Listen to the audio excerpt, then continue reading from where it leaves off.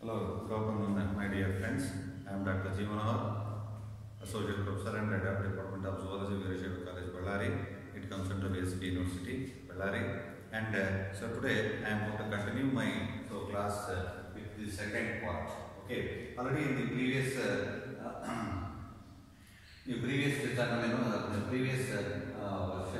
schedule, already I completed part 1, protein biosynthesis genetic code, and the protein biosynthesis part 1 already I completed in previous schedule. Okay, next I want to take up this part 2, protein biosynthesis part 2, because the protein biosynthesis is an elongated process and very difficult process. It needs elaborate explanation. In the first part I explained about the transcription. Okay, about the transcription. After the transcription, mRNA is formed in the nucleus, and that mRNA is having information in the form of peptide codons, and that mRNA has come to the cytoplasm. Now, here we can see that here in the nucleus, mRNA is going to be formed, and that mRNA is carrying message to the cytoplasm. Where so the ribosomes are there, the ribosomes are protein factories of the cells, and there what happens, the synthesis of protein is taking place. So that process, transformation of information from DNA to RNA, so that is called transcription, and after transformation or after getting the information from DNA, that RNA is going to become mRNA. It is carrying a message, so that is what is called as messenger RNA. It is carrying message to the synthesis of a particular protein, a specific protein in the cytoplasm. That's why it is called transfer RNA. This is called as messenger RNA. This messenger RNA is coming from nucleus to the, especially in eukaryotic organisms, it comes from nucleus to cytoplasm. Where in the cytoplasm, it is going to be received by the ribosomes. Okay. Next, the ribosomes, the conversion of this information present in the mRNA in the form of triplet codon. That is the genetic code. Okay, the genetic information present in the triplet codons. Okay, in the form of triplet codons. That is a type of coded language. Sign. That is a type of sign. That is a type of coded language. Okay, that genetic information is present in the triplet codon. This triplet codon genetic information is going to be converted into amino acid language. This conversion of genetic information to the amino acid language is called as translation. The conversion of genetic information present in the form of triplet codons into amino acid language. Okay, amino acid language is known as translation. This translation process involves three stages like chain initiation, chain elongation, and chain termination. It is called as chain initiation CA and chain elongation CE, and it is chain termination CT. Okay, it involves three stages like chain initiation, chain elongation, and chain termination. And this entire translation process requires some components like the ribosomes, 30S ribosomes and 50S ribosomes, and transfer RNAs, mRNA, and some enzymes, and apart from that, amino acids, number of amino acids in the amino acid pool. Okay, and some enzymes. Apart from that, even it requires some energy also. That energy is going to be obtained by utilization of ATP and GTP molecules. It is an endothermic reaction. Okay, see, let us pass on to the exact mechanism of the translation process. Okay, how the translation is going to be started. The first stage of the translation is called as chain initiation. Here for the chain initiation we need initiation factor 1, initiation factor 2, initiation factor 3. Like that, number of the factors are present in the ribosomes. Okay, so there are ribosomes and cytoplasm. They are named as initiation factors. IF1, IF2, IF3. These initiation factors are playing an important role in the initiation of this protein biosynthesis. In prokaryotic organisms, that mRNA, which is having the 5' end, that 5' end, mRNA is going to be interact with the 30S ribosome. Okay, 30S ribosome here like this, 30S ribosome. mRNA is going to interact with the 30S ribosome. Here cap is not present, especially in case of prokaryotic organisms, no cap is present. Okay, directly it is going to interact with this, mRNA is going to interact with ribosomes. But before that, what happens here whatever the mRNA that we are obtaining here from this DNA nucleus, so that mRNA is having given number of codons, which are not all required. Such type of codons which are not coding, they are called as non-coding, they are called as introns. And all these introns are going to be removed, and only the coding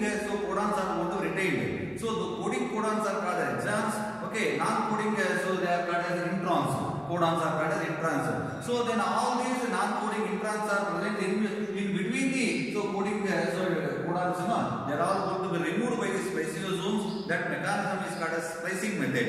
After removing of all these introns, that is a non-coding codons, then this mRNA is completely processed and now it is ready for the synthesis of protein. So after that, what happens now? This protease ribosome is going to slide, that is gliding over the mRNA, and is going to stop at exactly where the initiator codon is present. Because always the protein synthesis is going to be initiated from a particular genetic code, that is called as AUG. AUG is the chain initiator codon. AUG is the chain initiator codon. Where AUG codon is present, there this protease ribosome is going to be stopped. Okay, and from there the initiation of the protein biosynthesis is taking place. Okay, this AUG is always going to code for methionine amino acid, and that is the chain initiator codon. Okay, so there this protease ribosome is going to be occupied. Okay, now the first AUG codon is there, that is called as P site or peptide site, and the second site is called as amino acyl site, A site or amino acyl site. So after the preparation of all these things, what happens now? So whereas in case of this prokaryotes, immediately all these things are taking place, but whereas in case of eukaryotes, it is taking place some extra. Okay, the works here, this extra mechanism here. In eukaryotic organism, the cap facilitates. That extra cap is there, the cap facilitates the binding of this mRNA to the ribosomal subunit. Binding of the mRNA to the ribosomal subunits. So then after that, what happens that in eukaryotic organisms, this mRNA with this cap is going to attach to the or interact with this that is ribosome. Now N-formyl methionine, okay, N-formyl methionine transfer RNA, F-methionine RNA transfer RNAs. Here from the nucleus the RNAs are coming, the tRNAs, transfer RNAs are coming, they are all now becoming F-methionine transfer RNAs. Okay, they are loaded transfer RNAs. They are going to be named as M-formyl. That means here, N-formyl methionine transfer RNAs. M-met RNAs. That's a formyl methionine transfer RNAs. These transfer RNAs are coming from the nucleus and are going to, now they are activated and are going to pick up one amino acid from the amino acid pool. This is amino acid pool. Okay, from this amino acid pool, they are going to pick up one amino acid based on the anticodon present here. Based on the anticodon present here, they are going to pick up one specific amino acid, and next they are coming to this mRNA. Okay, they are coming to the mRNA, and where exactly the anticodon. So A is going to always combine with its complementary base pair, that is T, thymine. But whereas in case of RNA, thymine is absent. In place of the thymine, uracil is present. That's why here, adenine is going to combine with uracil. Okay, and here U is there. U is going to combine with adenine. That is uracil is present in the RNA. Only in DNA, thymine is there. So thymine is absent in the RNA. That's why here uracil is present. Wherever uracil is there, the adenine will be there. Wherever adenine is there, uracil will be there. No thymine will be there here. That's why AUG is the chain initiator codon. And here that transfer RNA which is having anticodon for this AUG. What is the anticodon? Adenine is going to combine with here the uracil. Okay, uracil is going to combine with the adenine. Guanine is going to combine with cytosine. This is the UAC is the anticodon for this AUG. These here AUG, ACG, UUU, CG, GUC. These codons, separate codons present on the mRNA, they are all named as codons given by the DNA molecule. And the anticodons present here, anticodons are present in this transfer RNA are going to help in the picking up of amino acid to the amino acid pool.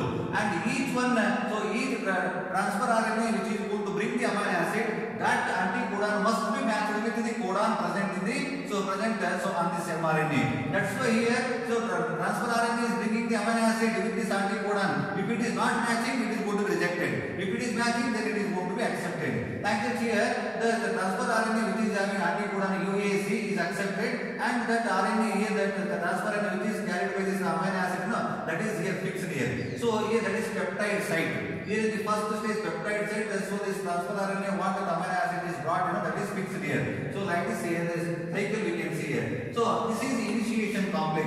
Like this, that is ribosome is attached. So P site and A sites are are there here. mRNA is now it is processed and it is ready for the biosynthesis and loaded. So transfer RNAs are bringing the amino acid to the amino acid pool, and with the specific anticodon they are going to attach to this codon. Okay, and they are going to decode it. Okay, decoding is nothing but the fixing of particular amino acid according to the decodon. That's why I told you here the translation process, conversion of triplet codon into genetic triplet codon into amino acid language. Here these triplet codons, each triplet codon is going to code for one amino acid. According to the triplet codon here, amino acids are going to be transferred from this transfer RNA and are going to be fixed here. After that, what happens? Next stage here, the second stage here, what happens? So the 50S ribosome, so subunit is going to be coming and interacting with one, then attaching this mRNA. So that what happens? The complete ribosome is going to be formed, and the rest these ribosomes are split and divided and present in the form of subunits, 30S and 50 subunits. Okay, at the time of protein synthesis they come together. So now both these subunits are come together and complete ribosome is formed. So these ribosomes are going to help in the synthesis of this protein. That's why ribosomes are in the protein factories of the cells. Okay, next after fixing this decoding this AUG by this transfer RNA which is having UAS anticodon, so amino acid is fixed here. As a result of which what happens, this P site is a peptide site that is shifted to this next codon. Okay, A site is shifted to the next codon. Okay, likewise, so it is going to shift from one code to another code. Then after this what happens, after fixing of this interacting or attaching of this 50S ribosomal subunit, so then what happens, one more transfer RNA is bringing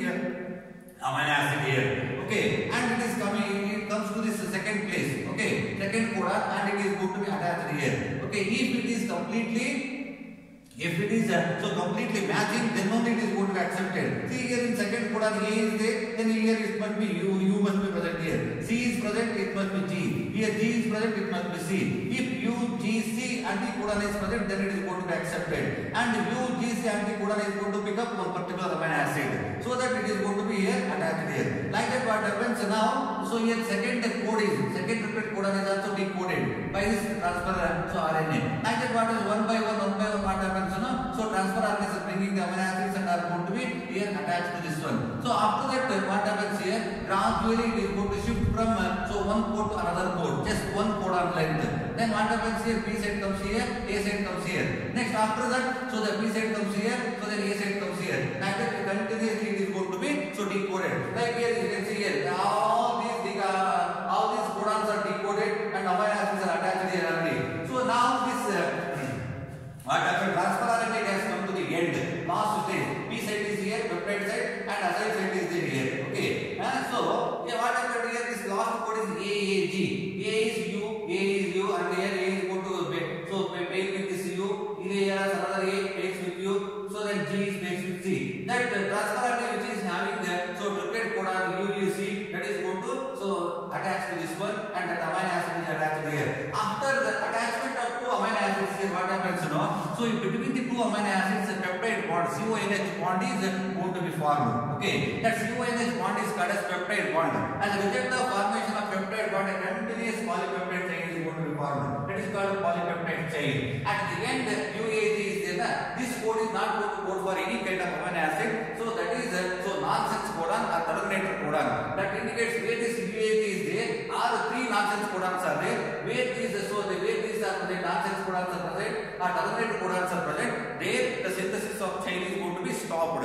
Okay, so then later releasing factors are going to release this entire chain. This is the polypeptide chain. Okay, like that the protein chain is going to be formed. A protein is synthesized in this cytoplasma. Here one thing we can see here in the DNA strand, so there is no confusion, there is no change of codes here. In DNA, AAA, ACA, CGA, TCG, like that, so codons are present. After transcription in mRNA, so what are they here? UUU, UGC, UGU, CCU, AGC. So T is going to pair with adenine, and the cytosine is going to pair with guanine, guanine is going to pair with cytosine. Like that, all are going to pair with so they are complementary base pairs.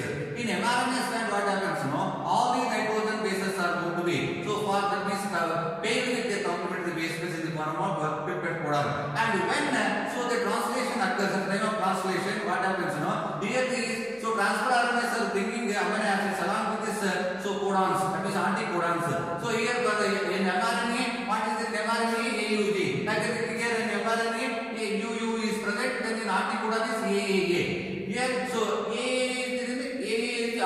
present in the tRNA, but in the see in the DNA also A is present. What information is present in DNA? The same information is present here in the transfer RNA also in the form of anticodon. That's why there is no question of changing or confusion or overlapping of these codons. As a result of it, what happens? The exact copy of the protein is going to synthesize here. And then here this A is going to code for phenylalanine, ACA code to code for cysteine, CTA code to alanine, UCG code to serine, and then after fixing the all these amino acids peptide bond. This is the CONH2 bond. Peptide bond is formed. So number of peptide bonds are formed between these things. So as a result of this, what happens? A continuous polypeptide chain is formed. A continuous polypeptide chain is nothing but the protein. Okay. In this way, proteins are synthesized in the living organisms. Okay, you got now.